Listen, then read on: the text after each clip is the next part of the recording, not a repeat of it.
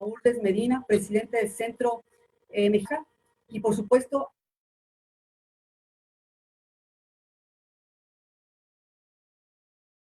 a sus invitadas y invitados para eso bienal de actualización que se llevará a cabo la parte presencial en Guadalajara el 25, 26 y 27 de junio. Tenemos, por supuesto, también nuestra parte virtual.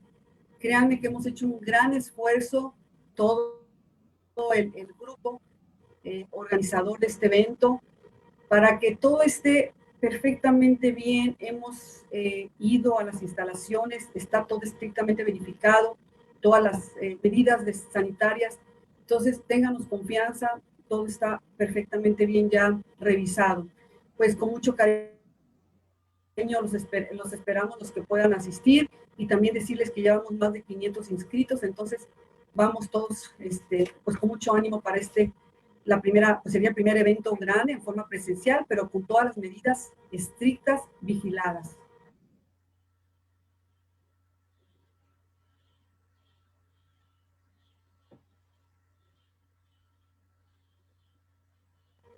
Entonces, adelante, doctora, módulo de visión baja. Adelante, doctora Lourdes. Muchas gracias, doctora Zamudio. Bueno, pues buenas noches a todos. Es un gusto estar con ustedes esta noche. Quiero agradecer a la doctora Zamudio la oportunidad que nos ha dado al Centro Mexicano para Visión Baja de tener este módulo que era como el sueño de una noche de verano para nosotros, el poder llegar a nuestros compañeros oftalmólogos formados y en formación. De manera que ha sido un regalo que hemos tenido y hemos preparado un programa en donde tocaremos los inicios o los fundamentos de la visión baja. El día de hoy hablaremos de generalidades de discapacidad visual y el tema estará a cargo de la doctora Mildred Fromo Guerra. Ahora también la doctora Ana María Borcar nos hablará de que quién es un paciente con visión baja, para que todos ustedes puedan identificar a un paciente con visión baja y a poder hacer una referencia o un manejo oportuno. Nos volveremos a ver mañana, 20 de mayo, a las 8 de la noche, y hablaremos de aspectos psicosociales de la discapacidad visual, así como tendremos una dinámica de sensibilización, para la cual les voy a pedir que tengan a la mano alguna mascada que sea un poco transparente, que tengan a la mano o una manta de cielo o cualquier cosa que les dificulte un poco la visión, si es que no tienen simuladores de visión baja, porque nos vamos a poner a jugar un poquito, a jugar entre comillas, por supuesto.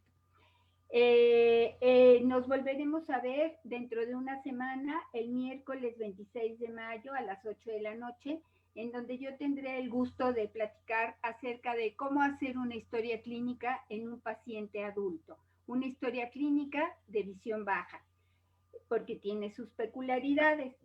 El 27 de mayo hablaremos de la importancia de la visión en el desarrollo infantil y el desarrollo normal de la visión, a cargo de la doctora Vanessa Bosch.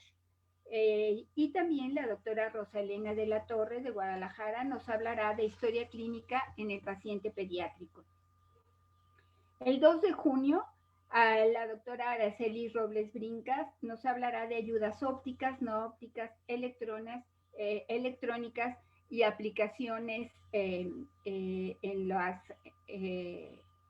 los aparatos inteligentes. Y la doctora Beatriz Patiño hablará de ayudas no ópticas y electrónicas. El 3 de junio, la doctora Roxana Urdapilleta nos hablará sobre rehabilitación visual. El 9 de junio, la doctora Rosa Elvira Ramos, hablará de la valoración del desarrollo psicomotor. Y el terapeuta en estimulación y rehabilitación visual, Raúl Ramírez, sobre intervención temprana y estimulación visual. Y el último día, la doctora Alicia Lozano Prat nos hará el honor de presentarnos un caso clínico y otros casos clínicos serán presentados por la licenciada en optometría Nancy Sol Espíndola. Y tendremos una mesa redonda y la evaluación correspondiente porque este curso está avalado por el Consejo Mexicano de Oftalmología y nos han dado 12 puntos de aval. Entonces, estamos muy contentos y satisfechos por esto y los esperamos a todos para que podamos entender un poquito lo que es este mundo de los pacientes con visión baja. Me voy a permitir tomar 2 minutos para hacerles la presentación de nuestras ponentes de esta noche. La doctora Mildred Fromo Guerra, que todos la conocemos como Minei, ella nos hablará del primer tema y cuando yo empecé a estudiar todo esto de la visión baja, uno de mis maestros decía, siempre hay que preguntar cuando estamos hablando de qué estamos hablando, de cuántos estamos hablando, porque si no, no nos vamos a entender. Y eso es lo que nos va a platicar la doctora Minei. Ella es médica cirujana egresada de la UNAM, gerontóloga, miembro del Consejo Mexicano de Geriatría. Realizó su formación oftalmológica en la institución Fundación Hospital Nuestra Señora de la Luz y ahí mismo se especializó en glaucoma. Es miembro de la Sociedad Mexicana de Oftalmología y del Consejo Mexicano de Oftalmología. Siendo glaucoma una de las principales causas de visión baja y ceguera, entonces decidió realizar una segunda especialización en esta área, formándose en rehabilitación visual en el Instituto de Oftalmología Fundación Conde de Valenciana. Y no contenta con eso, después en la Asociación para Evitar la Ceguera en México realizó una tercera especialización en metodología de la investigación en oftalmología. Ella ha sido presidente de nuestro Centro Mexicano para Visión Baja en el periodo de 2013 a 2014 y como actividades paralelas forma parte del patronato de la Escuela de Entrenamiento para Perros Guías para Ciegos, IAP. Ella también forma parte de AVER, la asociación que presido actualmente, en donde es maestra adjunta del Diplomado para Estimulación y Rehabilitación Visual, que está avalado por la UNAM. Y dentro de muy poquitos días será presidenta de la Asociación Panamericana de Baja Visión. Entonces, pues estamos muy contentos de que la doctora Fromo esté participando esta noche con nosotros. Después de la doctora Fromo, si quieres ir compartiendo pantalla, Minei, la doctora Ana María Borgar nos platicará acerca de quién es un paciente con visión baja y cómo hacer la referencia, porque muchas veces aquí nos encontramos con problemas. ¿Será? ¿No será? ¿Y cómo le digo? ¿Y ahora qué hago? La doctora Borgar estudió también medicina en la UNAM en la generación de 1965 a 1970. Hizo la especialidad de oftalmología en el Hospital General de México. Toda su vida trabajó como oftalmóloga en el Centro Médico Nacional de la Raza. Actualmente dirige el servicio para visión baja en el Instituto en el Instituto de Oftalmología Fundación Conde de Valenciana y en la misma institución es profesora del curso de pregrado de la carrera de medicina y de posgrado en la carrera de oftalmología. Así como la residencia de 4º año en rehabilitación visual, también avalada por la UNAM. Ha participado en muchos eventos como Visión Baja, ha sido presidente del Centro Mexicano para Visión Baja y ha ocupado diferentes cargos en nuestro centro. Entonces, pues, le agradecemos mucho a la doctora Borgar su dedicación, su tiempo y estamos listas para escucharlos.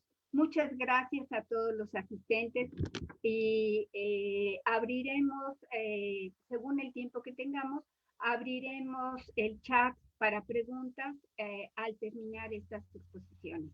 Sean bienvenidos todos y todas y vamos a dar inicio formal a nuestro curso. Adelante, Minei.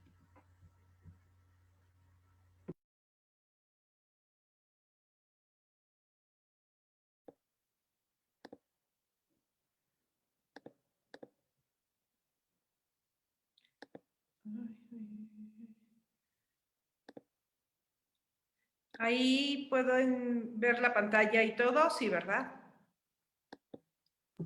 Todo bien. Perfecto. Bien, pues yo nuevamente agradezco a la doctora Zamudio, a Lourdes Medina, la oportunidad de estar con ustedes en esta plática de visión baja. Y como la doctora Medina dijo, vamos a hablar un poquito de por dónde debemos empezar un tema, de qué hablamos, sus definiciones, sus causas, cómo se encuentra actualmente la visión baja en el mundo. Y para esto permítanme un segunditito, porque no veo aquí. Ya, listo. Voy a empezar con las definiciones. En el concepto de salud, bueno, salud todos lo conocemos en la definición de la OMS que la marca, es el completo estado de bienestar físico, mental y social y no solamente la ausencia de enfermedad. Pero dentro de ese concepto y de esa experiencia de salud, la discapacidad ocupa un espacio y está definida como una restricción o ausencia de la capacidad de realizar alguna actividad en la forma o dentro del margen que es normal para un ser humano. Recordemos que normalidad es lo que prevalece en un lugar dado en el ser humano. Todos conocemos cuáles son las actividades que podemos hacer y aquella capacidad diferente ya está considerada como una discapacidad. Entonces, en este caso, que hablaremos de la discapacidad visual, vamos a tener que este concepto de discapacidad va a abarcar deficiencias que van a ser reflejadas como esos problemas que afectan a una estructura o, en este caso, al órgano visual. Después vamos a tener una limitación muy importante, tomar para la definición, una limitación de la actividad, y es aquella dificultad que vamos a tener para ejecutar alguna tarea. Y una restricción en la participación. Esa parte involucra a la discapacidad, la pone en un ámbito social. Son problemas para participar en situaciones virtuales dentro de un núcleo familiar, dentro de un núcleo social del individuo. Entonces, para poder entender esto, tenemos un ojo sano. Vamos a conocer los términos de trastorno visual y de daño visual. Trastorno visual son aquellos cambios anatómicos en el órgano visual que van a estar causados por una enfermedad del ojo, ¿sí? Esta condición puede ser una catarata, una opacidad, una enfermedad como el glaucoma, pero ojo, no afecta en un trastorno visual, no afecta necesariamente la funcionalidad del paciente. Piensen, por ejemplo, en una catarata que no tenga las condiciones necesarias para ser clasificada, que pudiera poner en riesgo al paciente, sin embargo existe. O un glaucoma en su etapa donde se está diagnosticando, que no afecta realmente la función visual de nuestro paciente. Mientras que el daño visual ya es aquella pérdida funcional que resulta de un trastorno visual.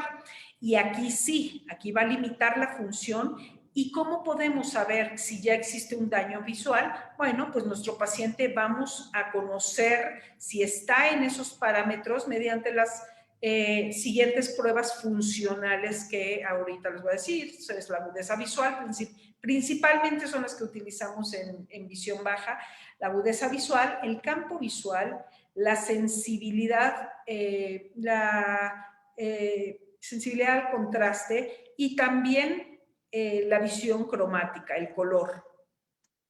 Aquí tenemos una fotografía de un ojo sano, un trastorno visual. Fíjense cómo, pues si hubo ahí es el botón de un trasplante corneal, sin embargo, no está afectando la funcionabilidad del paciente, mientras que en la última fotografía, ahí sí tenemos un daño visual.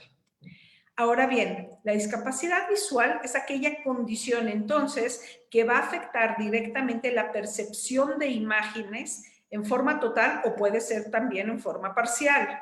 Son cambios, son aquellos cambios en la visión que se van a relacionar con las destrezas y también las habilidades del paciente, del individuo, pero va a estar determinada con base en su visión funcional. Esto es, ¿qué puede hacer mi paciente? ¿Qué no puede hacer? Ya las actividades obviamente que a él le interesen y hay muchas que puedan ser, que asegurarnos que puedan hacerse de una forma segura para el paciente.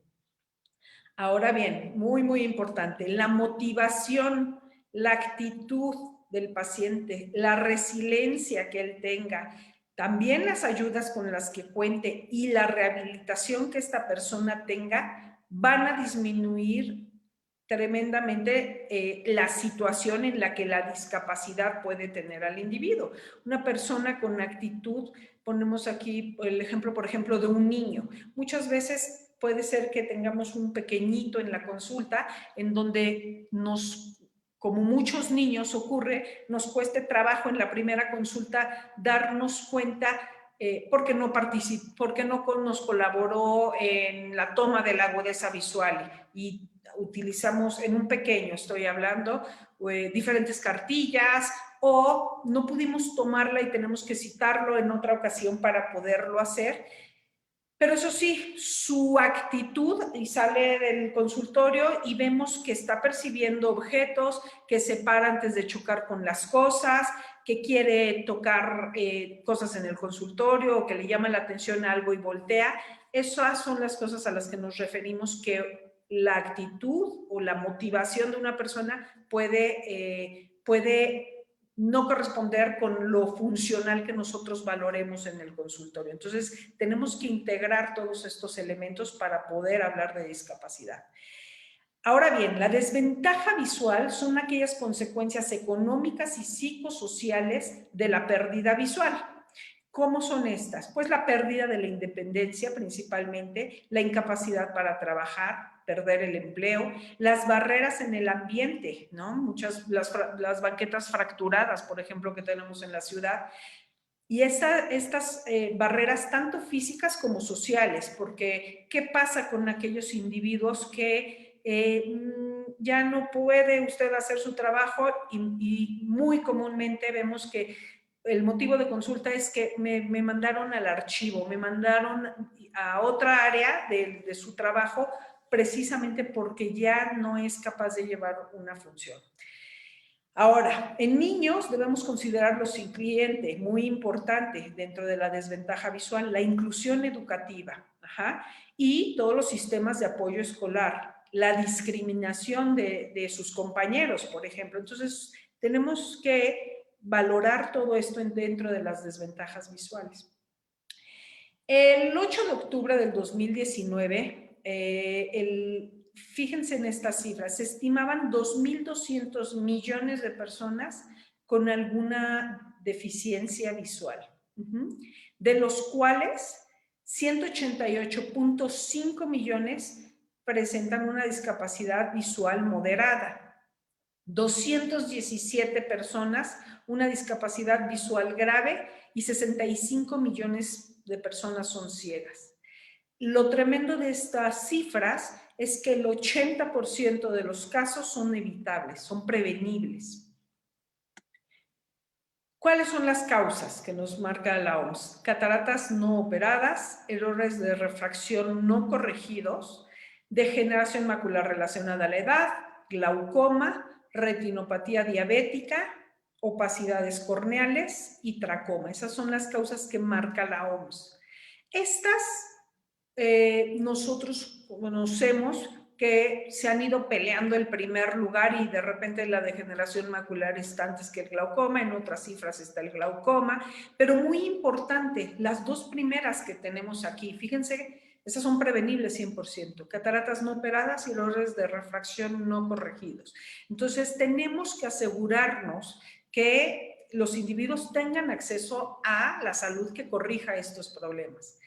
Dentro de la clasificación internacional de enfermedades, el CIE, el del 2018, el CIE 11, nos dice que la visión lejana está clasificada como una agudeza menor de 20/40, una moderada sería aquella visión 20/60 o menor a ella, una grave de 20/200 y ceguera legal en el término es 20/400 o una agudeza peor que esta.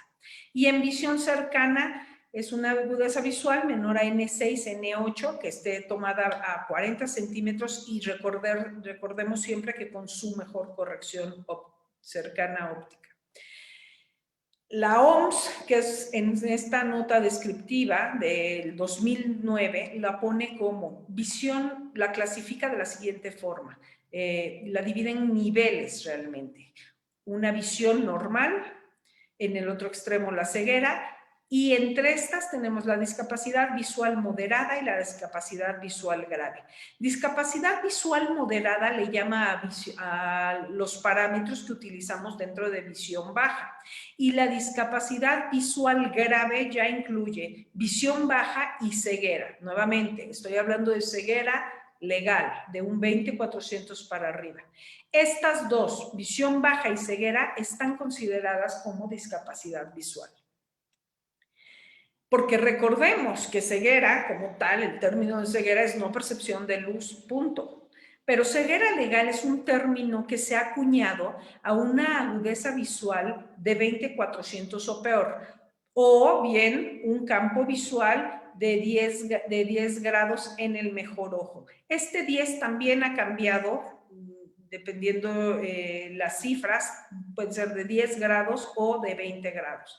Y discapacidad visual grave la pone como de 20/200, de 20/200 a 20/400, y una visual moderada sería de 20/60 hasta 20/200. Entonces, sí es muy importante conocer estos términos, sobre todo el de ceguera legal, que en muchas ocasiones hemos visto que confunden mucho a los residentes. Yo siempre les hago el hincapié de que lo tomen como lo dice la definición legal, es aquel documento que nos va a ayudar a nosotros a apoyar a nuestro paciente para una carta donde se explique de su condición visual y normalmente, obviamente, utilizándolo en momentos donde le favorezcan. ¿Cuáles son estos? Muchas veces tienen acceso al metro, tienen acceso a diferentes apoyos y ayudas por el hecho de tener un documento como este. En cuanto a la visión baja, es aquella visión de entre 20/60 y 20/400. Empezamos con 20/60, ¿sí? En algunos también, esta cifra está dada por la OMS, pero, por ejemplo, Lighthouse, en la clasificación que ellos utilizan en Estados Unidos, es a partir de 20/70. Entonces, siempre a mí me gusta mucho utilizar la de la OMS. ¿Por qué? Porque estoy llegando antes a mi paciente. Incluso en un paciente que yo vea que tiene un 20/50 en el mejor ojo, empiezo ya a interrogarlo para ver en qué cosas podemos ayudarlo y saber si podemos hacer una referencia al servicio de visión baja. El campo visual, estamos hablando de lo que les decía, está oscilando entre un 10, 20 grados con afección en esas áreas. A mí me gusta llegar antes. Si yo ya veo que a los 30 grados, obviamente, ya está con dificultades para la orientación y movilidad, refiramos al paciente. Entre más pronto lleguemos a él, mejor la rehabilitación será.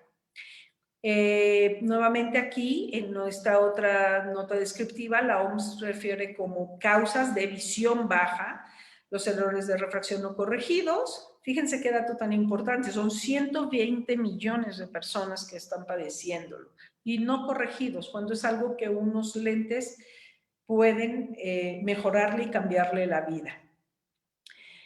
Cataratas no operadas, como mencionábamos, degeneración macular relacionada a la edad, y dependiendo del país también, pues nuevamente el glaucoma, la retinopatía diabética, en un país como el nuestro, la principal causa de visión baja y ceguera en nuestro país, México, es la causa de la retinopatía diabética.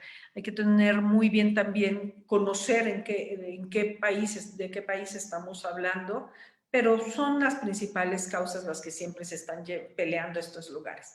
Entonces, muy importante, discapacidad visual es ceguera, discapacidad visual es visión baja también. Esta clasificación de la OMS y del Centro de Investigaciones en Óptica marca como una discapacidad moderada, la que va de 20/70 o 20/60, como habíamos dicho, a 20/160, una discapacidad visual severa de 20/200 a 20/400 y una discapacidad visual profunda de 20/400 en adelante.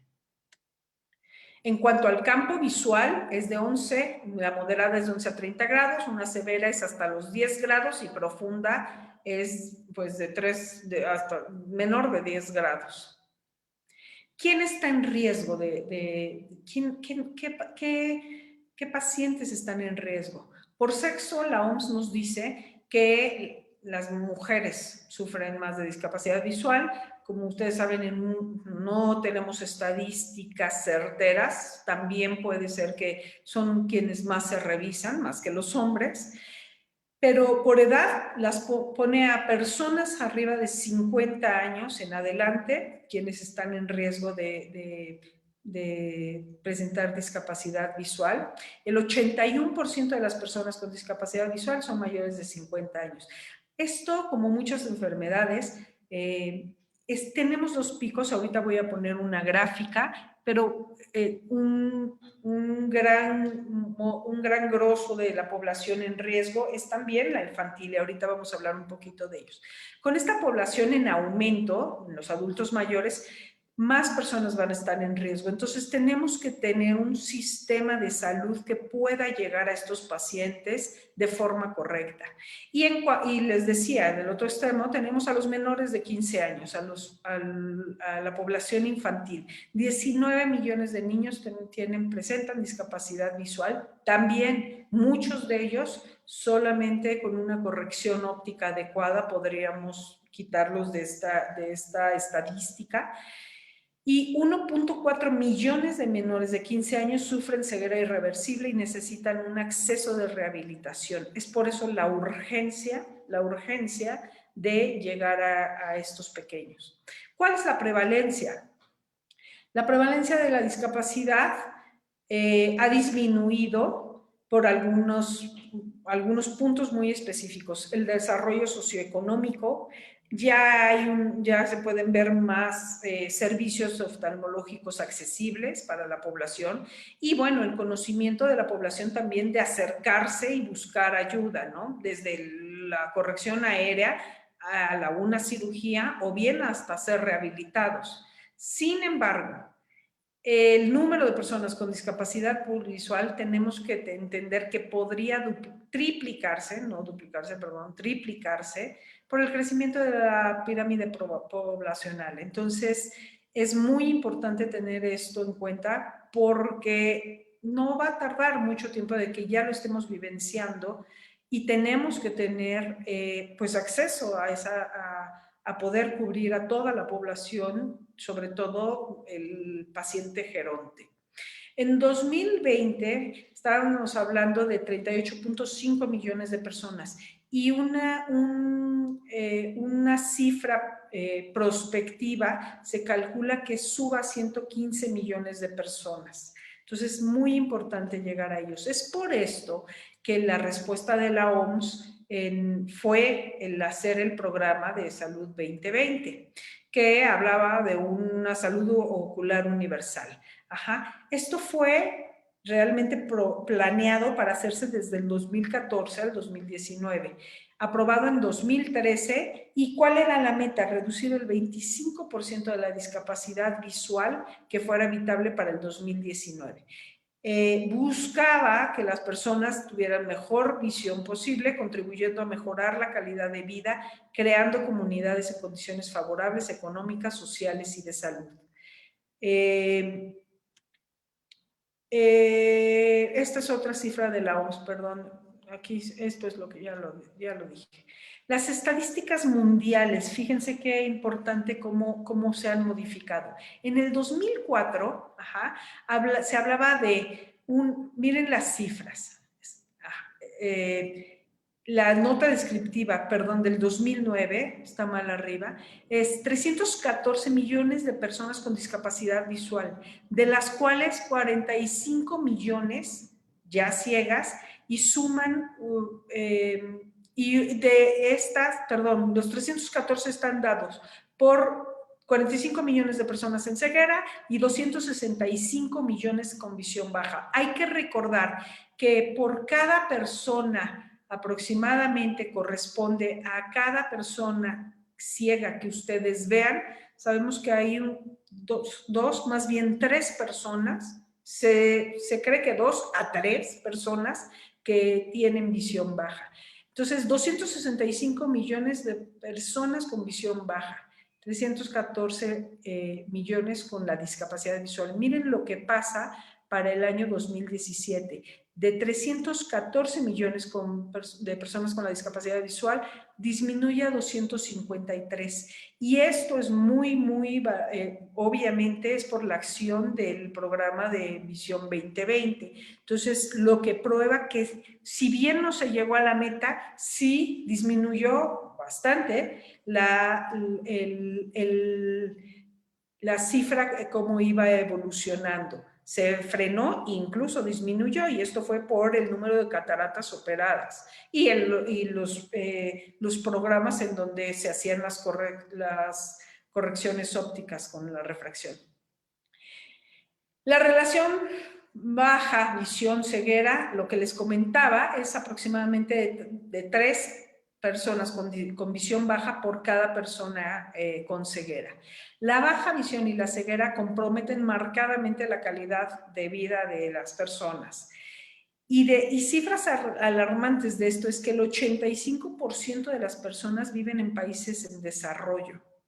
40% de las personas no pueden valerse por sí mismos, lo que implica que deberían todos ellos estar cubiertos por un programa de rehabilitación visual, y el 80% son casos evitables. Eso tenemos que poner, sobre todo en estos países en vías de desarrollo, en países a los cuales pues nuestro país pertenece, son evitables, tenemos que buscarlas, tenemos que hacer que estas personas no estén vivenciando la visión baja. En cuanto a las estadísticas infantiles, ojo, lo primero, esta diapositiva iba antes, en visión baja tenemos mucho interés de poner en orden lo que debe de ser, y un término que comúnmente muchos compañeros oftalmólogos escuchamos que utilicen es débil visual o mándalo al servicio de visión subnormal. Son términos que ya no deben de ser utilizados. Me tomé esta diapositiva para comentarlo. Y ya son términos obsoletos. Cualquier persona que esté en el área de rehabilitación involucrado con discapacidades como sea que sea, mentales, auditivas, obviamente la discapacidad física, no son términos que ya son permitidos, precisamente porque pone al paciente en una desventaja. Esto de débil visual. No es un músculo, no, es un paciente, así deben de referirse a ellos. Lo correcto es un paciente de visión baja, un paciente ciego, pero no el débil visual. Hablando de niños, vuelvo al tema, se estima 1.4 millones de niños con ceguera. La mayoría, nuevamente, en países en vías de desarrollo. ¿Y cuáles son los que la OMS menciona? India, China, África y Asia. Cada año se estima que se producen 500,000 casos nuevos, cosa que también es alarmante. De los casos nuevos, el 50% de estos pequeños muere por otras situaciones ajenas al ojo en los 2 primeros años de vida. Deben de enfrentar barreras en el área educativa, física y social. Y el impacto económico es crucial en estos niños y en sus familias, pensando además que cuando llegan a edades adultas. Pero 500,000 casos nuevos nos deja con 250,000, pensando que, como están las cifras, el 50% muera, ¿no? De todas maneras, son niños que van a requerir estos servicios y de una rehabilitación, por supuesto. Bueno, en un niño no es una rehabilitación, se llama una estimulación visual. ¿Por qué? Porque no tienen la experiencia de haber visto, entonces se les debe de estimular. Desventajas de la discapacidad visual en niños. Colegios con apoyo necesario inaccesible en zonas rurales. Desafortunadamente, estos pequeñitos no tienen un sistema educativo que pueda contenerlos y que pueda ofrecerles los requerimientos que ellos realmente tienen. Estoy hablando desde el aspecto físico. Obviamente, también en la asesoría y en el conocimiento del profesorado de tratar con ellos. Desafortunadamente, muchas veces ellos no están capacitados para recibir a un pequeñito y darle la atención que requiere. Entonces, muchas veces el rehabilitador visual trabaja con los maestros directamente, ayudando a que estos pequeños lleven una educación pues lo más cercana posible al resto de los compañeros con los que están. También tenemos niños con multidiscapacidad, errores en el diagnóstico por la complejidad del examen. Muchas veces no es posible decirlo en una sola consulta, o bien es cambiante y va dependiendo también la enfermedad que el pequeño presente, si tiene progresión, si no la tiene, o si va a cambiar si sabemos que puede ser una enfermedad que cambia a través del tiempo. La mayoría esto es un dato muy, muy importante, la mayoría de estos pequeños tiene una visión que puede ser utilizada. Desafortunadamente, no son motivados para desarrollarla y para estimularla. Entonces, es muy importante asegurarnos que puedan estimularse, que puedan después rehabilitarse. Y esto es de por vida, porque el pequeño, la acción que tiene la visión baja con estos niños no es durante unos meses, no es durante unos años. El pequeño, conforme vaya creciendo, va a tener necesidades específicas de su edad, hasta incluso llegar, no debemos de soltarlos, desde pequeñitos hasta que entren a la universidad, y después también son pacientes que van a estar pegados y van a nosotros, al servicio de rehabilitación visual, y que vamos a tener siempre ayudas para diferentes etapas de su vida. No utilizan las mismas, o en algunos casos sí, podrá ser la misma, pero encontramos frecuentemente cómo van cambiando dependiendo de la actividad y dependiendo de la necesidad que el pequeño vaya teniendo en un momento. Su presencia es frecuentemente ignorada por el personal de salud y el educativo. Les comentaba, sí, desafortunadamente es cierto, el profesorado no tiene muchas veces idea de cuál es la mejor manera de llevar a estos pequeños, de fijarse en condiciones de sus necesidades, en iluminación, en la cercanía para ver un pizarrón, o en cuestiones de lectura. No están entrenados para eso. Las causas van a variar y van a estar determinadas por la condición socioeconómica, el acceso a la atención primaria y los servicios de oftalmología, lo cual, pues, gracias a programas de Visión 2020, donde se hicieron grandes programas para llevar lentes a los pequeños, se mejoró muchísimo. Pero también recordemos que no es nada más una graduación la que con eso voy a corregirle toda la situación al pequeño.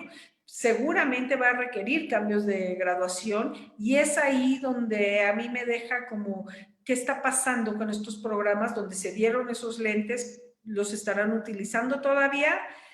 Habría que ver también, ver esa parte de los programas, porque no estaban tampoco contemplados para eso, para esto, ¿no? Para que se siguiera la atención. Países de bajos recursos, de las principales causas las pone como cicatrización corneal por sarampión, hipovitaminosis A, errores refractivos nuevamente. Países de ingresos medios ya se ve más patologías como retinopatía del prematuro y en todos los países de ya sea recursos bajos o recursos altos, catarata y glaucoma.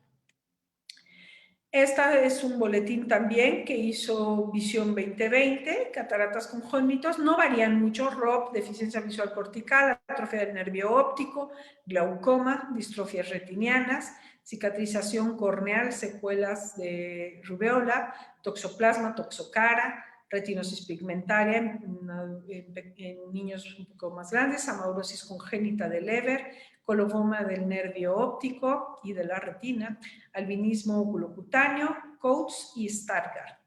Pero si se fijan, han sido cifras que conocemos, han permanecido y siguen estando en este orden y siguen siendo un foco para voltear a ver y poder asegurarnos que estos niños no solo yo los diagnostique y los trate, sino me asegure de que están recibiendo una rehabilitación visual, o un área de estimulación o rehabilitación, dependiendo en qué momento se haya presentado.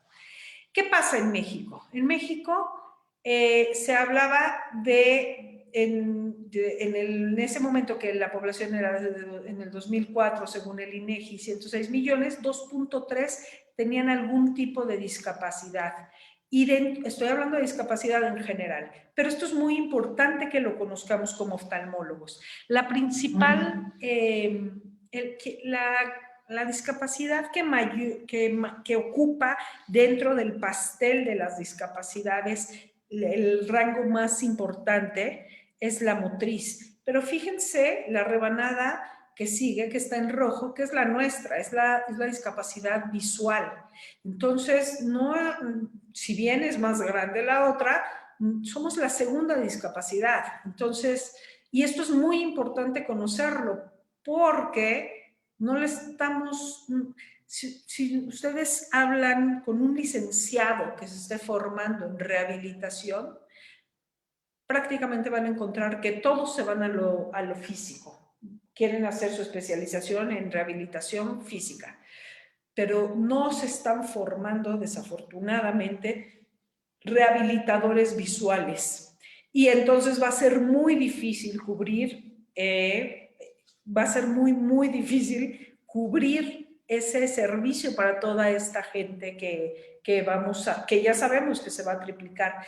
Y algo muy importante que a mí me deja pues mucho que pensar, cuando yo hablo con ellos, cuando hablo con rehabilitadores y pregunto ¿por qué no se están formando rehabilitadores visuales?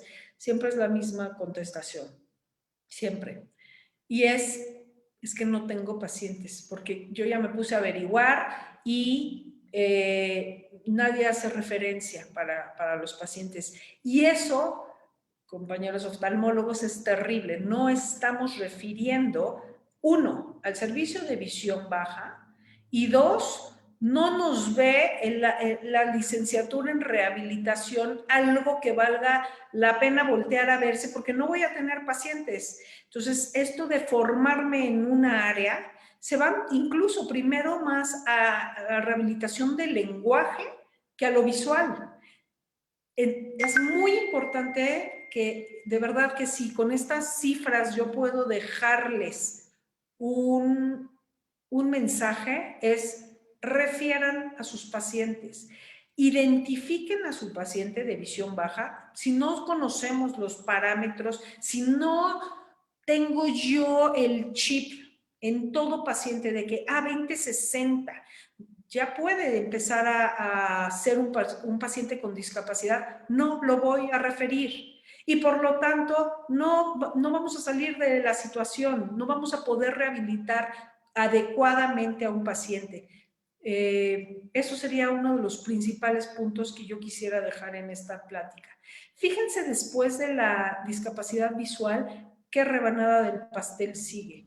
La discapacidad mental, que difícilmente yo antes de estudiar visión baja hubiera pensado que era la auditiva, de las primeras, porque es lo que más vemos en la calle, en el común.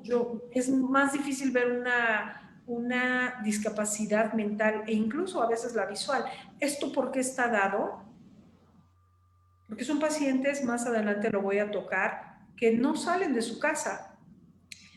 En un servicio de visión baja frecuentemente escuchamos, ¿y cómo llegó ahora? ¿Y por qué llegó acá al área de visión baja?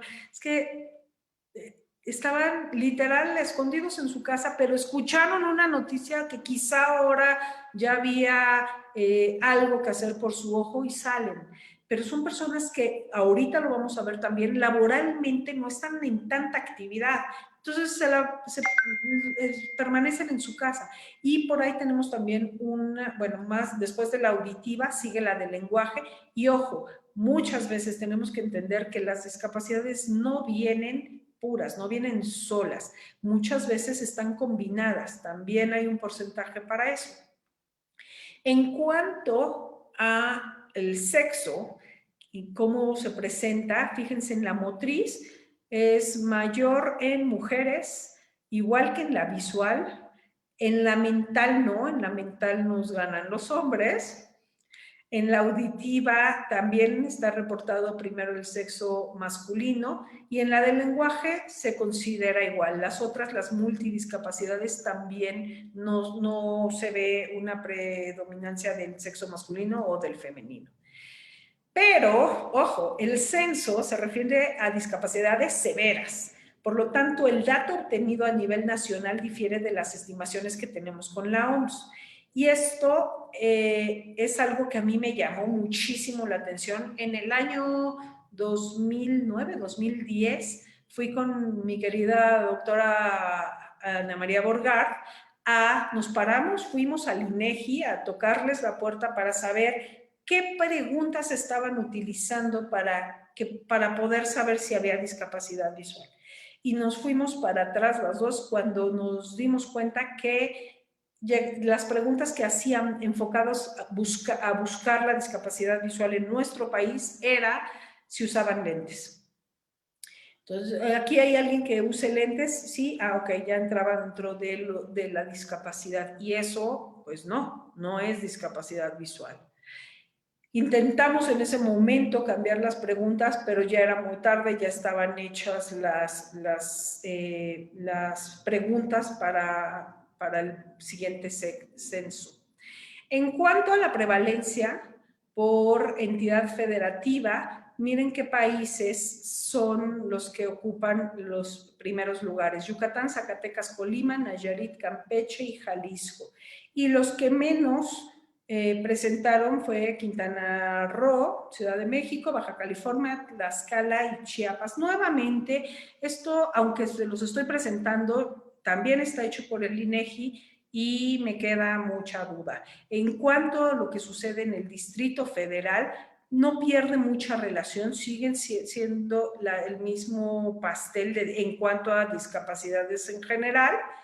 Y en cuanto a la visual, el censo que hizo INEGI decía que las alcaldías que más lo presentaban era Coyoacán y Tláhuac. No podemos darle otra explicación más que todas las escuelas y centros de atención que existen en esa delegación para, y hospitalarios, el Hospital APEC se encuentra ahí. Entonces, no supimos si es por esto que apareciera como las alcaldías con mayor número de discapacidad visual. Aquí está la gráfica que les comentaba de los dos grandes sectores, cómo se ensancha en los adultos mayores y en la población infantil. Por causa tenemos que la principal población está determinado por enfermedades oculares, también después sigue edad avanzada, nacimiento, accidente y otras causas. Esta parte del INEGI también no aporta datos cómo fueron tomados esa estadística. Hablando de discapacidad visual y de escolarización, es muy triste ver que muchos de estos pequeños no asisten. La mitad de ellos, más de la mitad, no son apoyados en una escolaridad básica. Estoy hablando de una escolaridad básica, y esto es terrible porque los motivos por los que pueden abandonar la escuela son múltiples, pero es muy, muy triste. ¿Por qué? Porque de eso dependen que tengan una licenciatura. Y entonces miren a qué se dedica este grupo de personas. Trabajadores agropecuarios, miren nada más, es la barra que más prevalece, y empezamos a ir para abajo y vemos ya por ahí del 2, hasta la línea donde aparece el 2, ya son profesionistas. Jefes y supervisores va para abajo, funcionarios, y que estas personas lleguen a ser directores o altos funcionarios completamente hasta abajo. Tenemos que a lo que se dedican nuestros pacientes con visión baja son básicamente oficios, no son licenciaturas. En cuanto a las personas en inactividad, miren también, pues no llega al 50%, pero sí son muchos los que se quedan encerrados, como les comentaba, en su casa. Y esto es muy importante, les voy a explicar por qué. Porque en el mundo de la rehabilitación, fíjense, también mostrándolos en un pastel, fíjense cuántas personas pueden ser rehabilitadas. Debemos hacer una rehabilitación de ceguera solamente en 1/3 del pastel, mientras todo el otro resto del universo de estos pacientes pueden recibir una rehabilitación visual que les beneficie. No lo estamos haciendo. Estamos prácticamente, en muchos casos, desafortunadamente, en muchos centros se está dando rehabilitación a una persona que podría realizar una rehabilitación visual, se están rehabilitando como una persona ciega. Y por eso es tan importante la frase que la doctora Lourdes Medina siempre nos ha dicho, nos ha enseñado y hemos compartido en el Centro de Visión Baja. No debemos de hacer ciegos a quienes no lo son. Muchas de estas rehabilitaciones se llevan a cabo tapando los ojos de la persona para que lleve la función. No debe de ser esto. Debemos de utilizar la visión funcional con el que el paciente cuenta para su rehabilitación. Como conclusión, 2 de cada 100 habitantes tienen alguna discapacidad. El 26% normalmente corresponde a la discapacidad visual. Existen insuficientes servicios de rehabilitación visual y los picos se encuentran en los infantes y adolescentes y en los adultos mayores. El medio rural es el que va a concentrar a la mayor parte de los casos. Somos, hablando del grupo de rehabilitadores, prácticamente inaccesibles a la población indígena. Y esto es muy, muy triste y debemos cambiarlo. ¿Cómo? Refiriendo a los pacientes y formando más centros de rehabilitación. Desafortunadamente no conocemos cómo se están rehabilitando en todos los centros. Hay mucho desconocimiento de cómo hacerlo, como les platicaba, tapando los ojos de un paciente. No están estandarizados. Más de la mitad no están escolarizados. La causa principal fue obviamente las causas de enfermedad ocular y la edad. Habitualmente, desafortunadamente, no es una causa donde se ponga como prioridad en una política de salud. Y eso es por lo que dice arriba, porque no es una causa de mortalidad. Bueno, entonces vamos a atender primero. Hace poco estaban cerrando un centro en el Estado de México, pensándolo hacer, estaban viendo si se hacía un centro de rehabilitación visual o el de cáncer. Y obviamente va a ser mucho más taquillero y mucho más una política prioritaria, la del cáncer. La mayoría de los países en vías de desarrollo tienen sistemas de salud visual pues muy precarios o no existen. Y este es un círculo que les quiero mostrar. Perdón, no me dio tiempo de ponerlo en español, pero empieza con esto. La persona con discapacidad visual es invisible, están escondidos en casa. Esto nos lleva a que no es un problema en la comunidad, no es una cuestión prioritaria de salud que yo deba de atender. Las políticas de salud no están hechas para esto. Por lo tanto, no vamos a tener servicios y no hay una inclusión a estos pacientes. Hablamos mucho de inclusión y las rampas, pero no es cierto, no los estamos incluyendo y no respetamos hasta una rampa en la banqueta, mucho menos van a tener servicios. Y por lo tanto, existe una discriminación terrible hacia ellos y sobre todo la falta de conciencia de la población para que sigan siendo un grupo invisible. Tenemos que romper este ciclo. Y, muy importante, debemos planear y establecer estrategias que permitan al oftalmólogo general, al especialista y a otros actores de la salud visual, lo que les decía, identificar y referir a un paciente para que lleguen a un lugar donde puedan llevar esa rehabilitación. ¿Quién debe de hacer esa identificación y esa referencia? Todos nosotros, todos. Desde todas las personas involucradas con la persona, desde familiares, desde médicos, desde maestros, todo mundo. Y les puse aquí esta palabra de atrévete, porque este pequeñito que están ustedes viendo en la fotografía es un niño que estaba yo en un banco y el pequeñito estaba corriendo, jugando por ahí.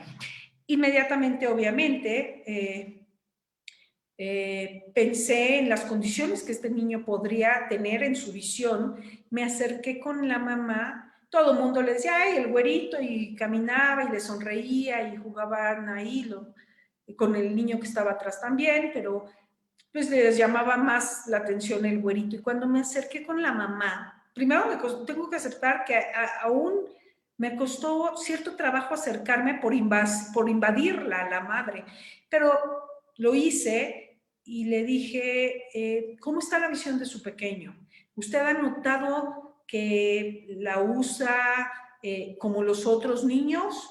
No, le dije, soy doctora, soy oftalmóloga y quisiera saber cómo está, cómo lo vive con él. Se puso a llorar y pues me dijo que estaba muy preocupada, que ya le habían dicho que buscara ayuda porque el niño pues no era como los compañeros de la escuela a la que ya estaba empezando a ir en el kinder. Le di obviamente el lugar donde podría llevarlo y estaba realmente muy angustiada. Estuvo ahí conmigo un momentito, pero me aseguré de que ese pequeñito pudiera ir a un lugar cercano de donde vive. Y por eso pongo atrévete, porque si a una persona como a mí que en ese momento estaba yo haciendo la especialidad de visión baja, me costó cierto trabajo el romper todo y decir, aquí hay un paciente que podemos ayudar y acercarme yo a él, pues muchas veces no nos enseñan. Desafortunadamente, está en nuestras manos, les voy a explicar por qué, porque no nos enseñan en la carrera, no nos enseñan en la especialidad de oftalmología. Yo digo que la visión baja no debería de existir como tal, como lo conocemos. Debería de ser un área de la oftalmología como lo es, pero en donde yo siempre tenga los parámetros de la especialidad que estoy viendo en las áreas de la oftalmología, que sea retina, córnea, lo que sea, el poder decir, identificarlo y decir, este es un paciente que ya requiere rehabilitación visual. Entonces, mi invitación es esto, rompan ese esquema que tenemos de no rehabilitar, de no referir también, muy importante, y de atrevernos a hacer un cambio para la vida de estas personas. Aquí con el fin de disminuir las repercusiones a nivel individual, a nivel familiar y social, estos pacientes pues van a ejercer en nuestra comunidad, por supuesto. Hasta entonces, hasta que nosotros no hagamos todas estas prácticas, la planeación de programas existentes va a poder funcionar. Y eso sería mi plática el día de hoy. Estas son fotos que pueden ustedes mismos divulgar, son las estadísticas, muchas de ellas de las que estuve hablando, que si entran a la página de la OMS, habla de todos estos datos que muchos de los que yo toqué. Pues esa sería mi participación el día de hoy y les agradezco muchísimo que nos permitan entrar aquí con estos temas a sus casas.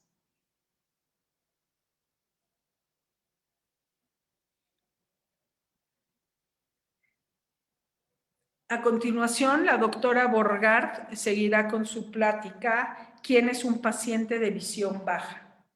Doctora Borgard.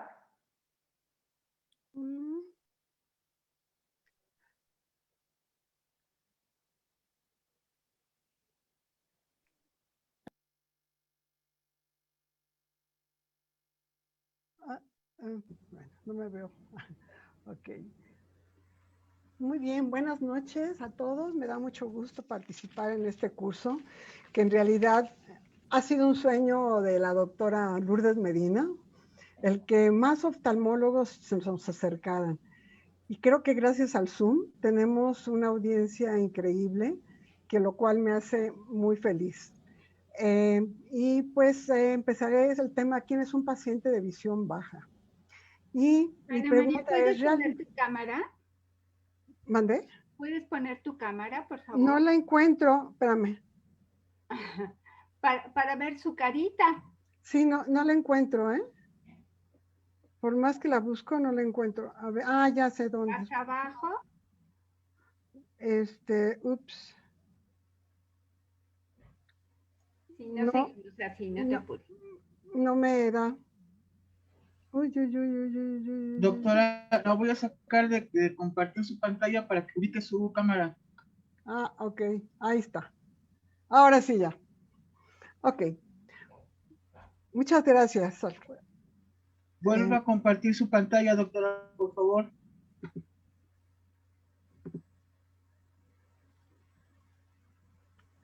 Muy bien. Pues sí me habían escuchado anteriormente.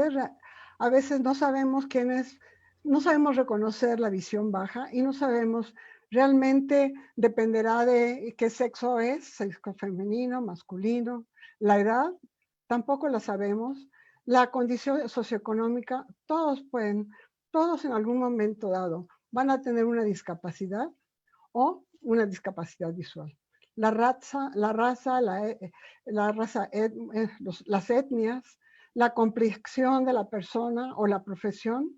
Claro, ya la doctora Vinay Fromo nos platicó sobre todo las personas que viven los agricultores tienen un mayor problema de disminución visual.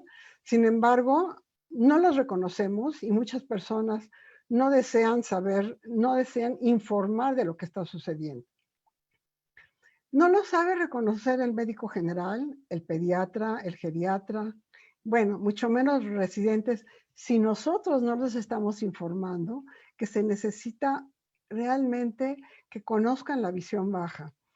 Pero ¿qué pasa en especial con los residentes? Tienen mucho trabajo y en el momento que ellos quieran referir un paciente hacia nuestro servicio, pues la verdad prefieren obviarlo. ¿Por qué? Porque es volver a platicar con el paciente y eso pues a veces también es el problema tiempo, es algo por lo cual muchas veces no nos llegan los pacientes. Y bueno, el oftalmólogo. El oftalmólogo es uno de los que conoce menos de la visión baja, por eso me da mucho gusto que estén aquí muchos oftalmólogos. En algunas ocasiones los pacientes llegan con nosotros y nos dicen, ¿por qué nunca me habían enviado a este servicio? Yo no sabía que esto existiera.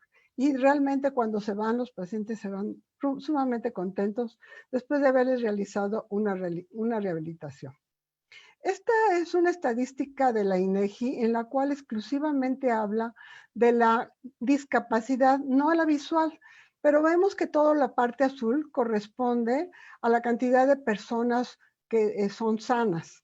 Y es una estadística que empieza de los 5 años en adelante, en la cual todo lo que corresponde a la zona rosa son personas con discapacidad. De este lado vemos al sexo femenino, de este otro lado vemos al sexo masculino, y como podemos ver, tal vez porque consulten más, son las mujeres las que padecen más la visión baja. Y lo mismo, también son las que son más sanas, y no sabemos si la esperanza de vida en los hombres sea hasta los 84 años, porque ya no aparecen en esta zona. Pero sí quería, esta es del 2 de diciembre del 19, y es una revisión muy importante, un cálculo muy importante. Ya la doctora mencionó todo esto, pero sí quisiera decir que en el 2020 había, bueno, y el día de hoy, el día de ayer lo corroboré, hay 7.837 millones en la población mundial, de los cuales 2.200 millones son con discapacidad visual mundial. Me fui a la INEGI, bueno, otra vez, más bien, me llamaron, llamé a la INEGI y ellos me dieron este censo que lo hicieron solamente unos primeros meses del 2020, en la cual en México hay una población de 126 millones, sube, baja, cambia, pero existen 2.273.000 personas con visión baja, y de ceguera en México 415.800 personas, lo que hace un total de 2.600.000 personas en México con baja visión, con una discapacidad visual. Ya mencionó la doctora cuál era la definición de visión baja, y es aquel paciente que después de tratamiento médico y o quirúrgico y con la mejor corrección óptica, presenta una agudeza visual de 20/60 y o un campo visual de 20 grados en el mejor ojo. Este IO yo lo he puesto, estoy cambiando un poco la definición de la Organización Mundial de la Salud, porque en realidad hemos visto pacientes con glaucoma, con campos visuales de 10 grados, y pues ya son unas personas de baja visión, pero tienen 20/20 de visión, o bien aquellos pacientes de retinosis pigmentarios con el campo visual muy pequeño, y entonces de 20 o 10 grados, y ya también son personas con discapacidad visual. Claro que esta visión sea capaz de utilizar la visión con propósitos funcionales. ¿Cómo lo estudiamos? Con diferentes cartillas. Aquí tenemos la cartilla de ETDRS, y no nos olvidemos que los campos visuales para determinar cuál es la zona que vamos a rehabilitar es muy importante. Es parte del trabajo que nosotros tenemos que realizar. También ya se mencionó cuál es la clasificación de acuerdo a la Organización Mundial de la Salud en el 2019, en la que ya se contempla el 2040, ¿Qué quiere decir esto? Yo creo que hay que tomarlo mucho en cuenta porque muchos pacientes, inclusive con glaucoma, que van disminuyendo su campo visual, deben de ser referidos a visión baja para informarles de su padecimiento y empezar a rehabilitarlos o darle una serie de recomendaciones para hacer mejor su vida diaria. Pero tampoco están exentos de una deficiente visión baja de aquellas personas que no pueden leer, que es prácticamente, entre más grande es la persona, es la actividad que más realiza. Y bueno, me ha tocado por ahí algún paciente que decía, doctora, yo nunca he leído y ahora que no puedo ver, quiero leer. Entonces también hay una discapacidad al no poder al tener una visión baja cercana. Puedo decir que hay 8 pasos indispensables para mejorar la calidad de vida del paciente. En primer lugar, conocer sus limitaciones visuales. ¿Qué es lo que ya no puede hacer? Que si está trabajando, no puede ver ya la pantalla, que le cuesta trabajo llegar al lugar a donde trabaja. Todos estos cambios en su vida cotidiana, inclusive para cocinar, es posible que la paciente o el paciente se esté quemando o se esté cortando al realizar este tipo de actividades o al coser, en fin. O bien, en algún momento dado por ahí me tocó alguna enfermera con retinosis pigmentaria que le faltaba muy poco para jubilarse, cuyo campo visual era muy pequeño, y ella decía, es que no puedo decir que tengo este padecimiento, porque si no, no voy a tener mi jubilación. Y realmente yo me puse a pensar, ¿qué va a pasar con este paciente que va a canalizar? Que le va a poner un suero o algo así. Realmente, a veces las personas no informan de lo que les sucede. La dificultad para la lectura. Y lo que vamos a hacer es una nueva corrección óptica siempre.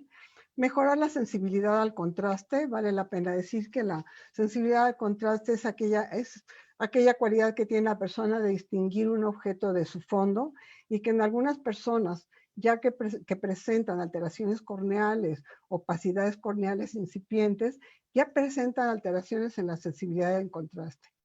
Prescribir ayudas ópticas y ayudas no ópticas, y siempre tener a la mano una ayuda psicológica. ¿Por qué? Porque los pacientes están en duelo, porque no saben en qué momento van a perder su trabajo, porque además tienen una visión baja y es posible que tengan otra comorbilidad. Por lo tanto, siempre, después de nosotros haber valorado, no todos los pacientes necesitan rehabilitación visual, pero la mayoría necesitan que nosotros les indiquemos cómo utilizar esa ayuda visual, cómo conducirse, cómo mejorar con todas estas ayudas no ópticas que son muy importantes, que le van a mejorar la visión baja. Y no nos olvidemos de los niños. Para mí, los niños son muy importantes.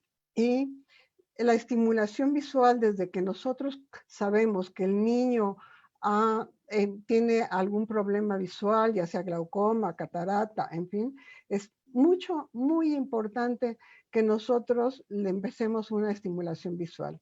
Aquí quiero hacer una hincapié. Es posible que el niño tenga una catarata y digan, bueno, no, pues primero les pasamos con el especialista que es especialista en cataratas, y entonces se olvidan de que desde el momento que nosotros podemos observar que presenta una catarata, al mismo tiempo enviarlo a la estimulación visual.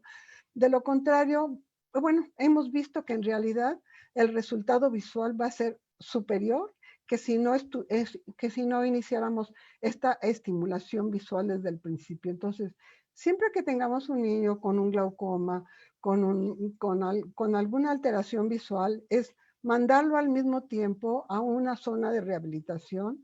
¿Por qué? Porque cuando llegue a la cirugía van a decir, pues tiene un soplo cardíaco, lo posponemos un mes la cirugía. La próxima vez tiene fiebre, la próxima vez tiene catarro. Entonces, por eso es tan importante que se lleve a todos los niños en el momento que se encuentra un problema, no solamente la operación, sino la estimulación visual. Aquí tenemos, bueno, todo lo que nosotros podemos hacer, inclusive mejorar la sensibilidad al contraste a través de filtros, mejorar la visión con un telescopio a pacientes que son de todas las edades, mayores de edad, un estudiante, y en pacientes como el que acaba de presentar la doctora Mindey con un albinismo. Y lo que hacemos es una rehabilitación visual, lo enseñamos a localizar objetos. Pero bueno, todo esto será a causa de unas pláticas más extensas. También tenemos que conocer otras limitaciones que tienen las personas con visión baja, como puede ser el aprendizaje. Afortunadamente, también el que no haya clases, se disminuye el bullying cuando existe un problema visual. Y también empieza a haber, tal vez, haya habido una mejor información por parte de los padres, porque los niños con mala visión, los niños se dedicaron más a ellos a que aprendieran algo diferente. Tener en cuenta que pueden ser personas no solamente con alteraciones visuales bajas, sino con multidiscapacidad, con un retraso psicomotor y otras comorbilidades que puede inclusive ser una hipertensión arterial, diabético, etc. Todos los pacientes, inclusive pues muchas personas, sin necesidad de tener un problema visual, existe un maltrato. Sin embargo, esto se ha visto con mucho mayor frecuencia. ¿Qué vamos a hacer siempre nosotros cuando nos llegue un paciente con visión baja? Toma de agudeza visual lejos y cerca, no importando si es niño. Siempre tomar agudeza visual cerca. Una nueva corrección óptica, cartilla de Amsler, la cual nos va a permitir rápidamente, si tiene algún problema dentro de los 20 grados centrales, un escotoma o alguna alteración tipo metamorfopsia, y la tenemos a nivel dentro de nuestro consultorio y podemos hacer ese diagnóstico desde el principio. De acuerdo a esto, solicitaremos nuestro campo visual, prueba de sensibilidad al contraste. También vale la pena decir que la prueba de sensibilidad al contraste se puede también alterar en todos aquellos pacientes que fueron operados de alguna cirugía refractiva o que están utilizando algún tipo de gotas cuando se operaron de la cirugía refractiva, los pacientes dicen, tienen 20/20, sí, pero no veo bien. Claro, es que está alterada la sensibilidad al contraste y por eso es importante hacer siempre este estudio. Y bueno, dentro de la exploración vamos a hacer una prescripción de ayudas ópticas. No todas las lupas son para todos los pacientes, no es una lupa universal, sino tenemos que, dentro de la agudeza visual que detectamos, decidir qué ayuda óptica nos va a dar. Informar sobre las ayudas no ópticas y, por supuesto, informar de la ayuda psicológica. Es muy importante también informar a los pacientes, a los familiares, de cuál es el problema de la persona. Tenemos diferentes cartillas. Estas cartillas nos permiten cuantificar cuál es la visión del paciente, inclusive en los más pequeñitos. Siempre tenemos que hacer una refracción y a veces algunas personas pueden decir que es difícil, pero muchas veces estamos hasta cantando con ellos para que se dejen ver y podamos hacer la refracción. ¿Sí? Entonces, todo esto va a ser, toda esta información va a ser amplificada en las siguientes prácticas. Pero este muchacho con un telescopio, bien revisando estas letras, va a tener mucha mejor visión cuando se encuentra en la universidad, en la escuela, etc. La cartilla de Amsler, que yo ya me había mencionado, tan importante, en la cual nos va a presentar el paciente, nos va a manifestar la distorsión de las líneas. El campo visual, que ya habíamos presentado anteriormente, también nos puede identificar un escotoma central, y la prueba de sensibilidad al contraste, la más frecuente que utilizamos nosotros es la MARS, pero existen otras como la de Pelley-Robson y la Bishtek. Aquí tenemos todo lo que hacemos con los pacientes. También puedo decirles que no hay edad para hacerlo. Siempre utilizamos un armazón de pruebas, ya que esto permite al paciente, sobre todo si tiene una visión excéntrica, mover sus ojos y su cabeza hacia diferentes lugares para que él nos pueda identificar las letras que les mostramos. No usamos foróptor. Y aquí están todas las ayudas ópticas que nosotros pues, podemos prescribir. Y algo muy importante, las ayudas no ópticas. Como vemos aquí, es un plato que tiene algunos dibujitos y que en realidad si se lo damos a un paciente con visión baja, es posible que piense que todavía hay algo de comida en su plato, por lo cual se les informa a los pacientes que inclusive el mantel sea de diferente color, de alto contraste y que no tenga ningún dibujo. Y a veces también que el vaso sea de otro color. No me quiero meter en esto de las ayudas no ópticas, pero esto es parte de la información. Aquí tenemos otro paciente que está también utilizando otras ayudas no ópticas como es la luz, una visera para que no le moleste la luz y además una ayuda óptica para mejorar su calidad de visión. ¿Quiénes formamos el equipo de visión baja en nuestro hospital y que sería muy importante que en todos los hospitales lo tuvieran? El oftalmólogo, el optometrista, rehabilitadores visuales y maestros en educación especial que son muy importantes ya que mejoran. Ellos desde un principio detectan una serie de retraso en el estudio, pero no solamente en su aprovechamiento escolar, perdón, pero no solamente eso, ven a los bebés y saben que existe una serie de alteraciones en sus movimientos musculares, por lo cual es muy importante y además se revisará esto más ampliamente en lo que corresponde a rehabilitación visual y estimulación visual. Y un psicólogo que es sumamente importante, ya que los pacientes, como mencioné anteriormente, no solamente tienen una comorbilidad, una baja visión, sino también una serie de pérdidas, como puede ser el trabajo, el ingreso económico. Para identificar un paciente, nosotros desde que entra el paciente debemos observar, viene acompañado, qué tanta dificultad tiene para encontrar una silla, si se llega y se sienta rápidamente, en fin, nosotros podemos hacer prácticamente un diagnóstico acá desde el momento que llega el paciente. Sin embargo, en la actualidad se ha perdido la clínica. En algunas pláticas que se han dado, básicamente el paciente llega y en otras pláticas que se han visto a través de internet, que llega el paciente y tiene que llenar una hoja diciendo que está enfermo, que si tiene visión baja, que desde cuándo, etcétera. Y muchas veces este interrogatorio lo llena el familiar. Entonces, la verdad lo que nosotros hacemos es una verdadera historia clínica. Preguntamos todas sus deficiencias. Eso es algo que normalmente no tenemos tiempo de hacer.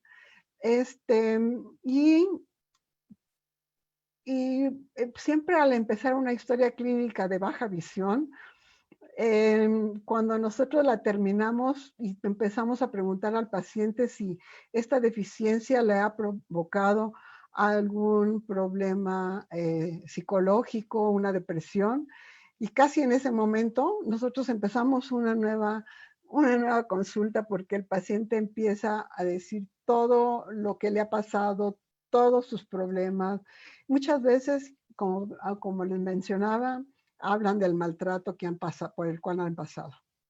Durante nuestra exploración debemos de mantener el contacto visual con el paciente y no hacerle el interrogatorio por no tener el contacto visual con el paciente, no hacer el interrogatorio al familiar, sino todo dirigido al paciente.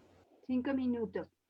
Sí, falta pues cuáles son las limitaciones, que precisamente muchos de ustedes no sabían que podíamos enviar a un paciente al departamento de visión baja.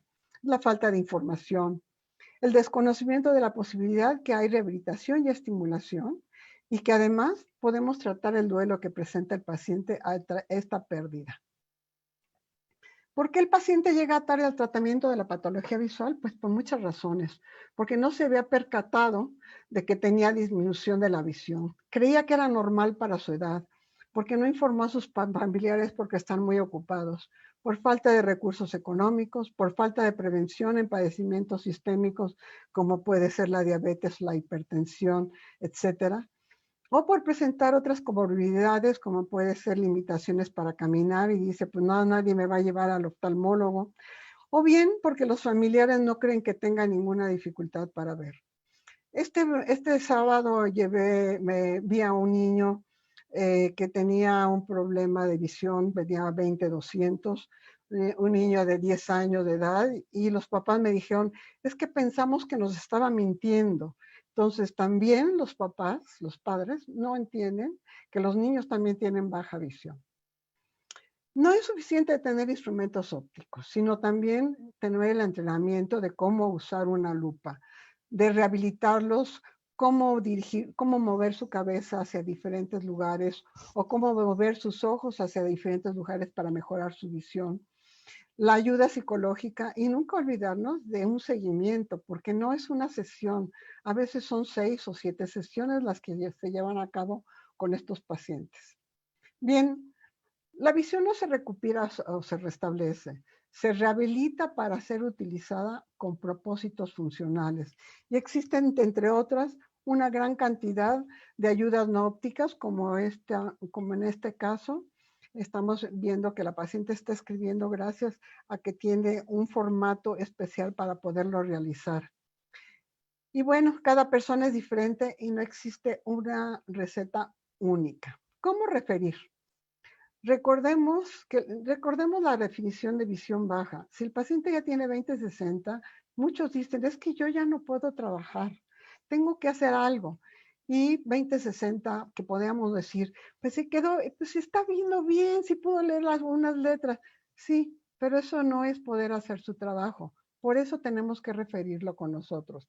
Aquí tenemos una paciente con retraso psicomotor importante. Antes nos enviaban pacientes de una escuela con todos los niños con retraso psicomotor importante, y ellos no están exentos de tener una mala visión y nos los enviaban para determinar cuál era su agudeza visual y si necesitaba un tratamiento. Y bueno, un niño con baja visión es una urgencia en el inicio de la habilitación visual. Yo siempre digo que ayer ya era tarde, no nos olvidemos de eso, el niño es muy importante. Y bueno, dentro de las conclusiones que nosotros llegamos es, si la visión es aprendida, podemos mejorar la calidad de vida. Es un esfuerzo en equipo. En equipo incluimos a los familiares, enseñanza a estudiantes de medicina, enseñanza a especialistas. Se requiere paciencia, comprensión, comunicación y flexibilidad. Las personas con visión baja necesitan ser animados y alentados a utilizar la visión en todas sus tareas y actividades. Y ayudar a pensar y a comportarse las personas como ven. Hay una expresión que también en algún momento dado nos ha mencionado la doctora Lourdes Medina y ha dicho, no decir, vamos a rehabilitarle esa poquita visión que tiene. No, tenemos que decir, ese resto visual que tiene es muy importante y es el que vamos a rehabilitar. Y bueno, las ayudas solo son para favorecer el uso de la visión, más no para regresar la visión. En un paciente con visión baja, prácticamente como conclusiones, niño o adulto no importa, llega con el oftalmólogo, con el optometrista, que es frecuente. Ellos, los dos, cualquiera de las dos especialidades, no les dicen, pues no hay nada que hacer, no mejoró su visión, ya no hay ningún recurso. ¿Qué pasa con el paciente? Presenta una depresión importante. Pero si estas personas, si el oftalmólogo, el optometrista, inclusive el pediatra sabe que existe el servicio de visión baja, ahí se adaptarán todo lo que hemos dicho, ayudas ópticas, no ópticas y electrónicas, rehabilitación visual y psicología. La doctora Medina dijo al principio, pero también yo quería hacerlo con ustedes, la parte de sensibilización será muy rápida. Y quisiera invitarlos a todos ustedes a poner su mano enfrente de la pantalla, tratando de leer este pequeño resumen, en el cual ustedes pongan sus manos ligeramente abiertas y traten ustedes de ver lo que dice este enunciado, este fragmento. Es posible que en unas partes sí, en algunas partes no puedan leerlo. Esto puede ser como una persona que presenta una retinopatía diabética o que puede tener hemorragias retinianas, etcétera. Entonces, tomar en cuenta eso. Si nosotros volvemos a hacer eso e inclusive hacemos como doblamos nuestra mano y tratamos de leerlo o tratamos de ver este bello paisaje, va a ser muy difícil para nosotros verlo en conjunto. Debemos de sensibilizar a los pacientes, a los médicos, haciendo este tipo de ensayos. Bueno, quiero terminar esto diciendo que el mundo necesita gente que ame lo que hace. Estos alebrijes nosotros los hicimos en visión baja en nuestro servicio. Fueron realizados por personas con ceguera y con visión baja bajo la conducción de una persona que se dedica a arteterapia. Y pues muchas gracias a ustedes por estar aquí en esta presentación. Y pues creo que no aparece. Sí. Aquí está. Esta es el correo electrónico de Visión Baja del Instituto de Oftalmología Conde de Valenciana. Ustedes pueden hacernos una cita para que conozcan, porque a veces podemos decirles mucho de lo que podemos hacer, pero tener al paciente enfrente es muy importante y en cualquier momento se pueden comunicar con nosotros. No olvidando que también el Centro para Visión Baja les puede informar qué otros lugares pueden ustedes asistir o a qué otros lugares pueden enviar a sus pacientes. Muchas gracias. Muchas gracias, Ana María y Minei, por excelentes presentaciones ambas. Tenemos unos cuantos minutos, si alguien, no, creo que ya no, ya estamos sobre tiempo. Sí, 9:33, estamos sobre tiempo.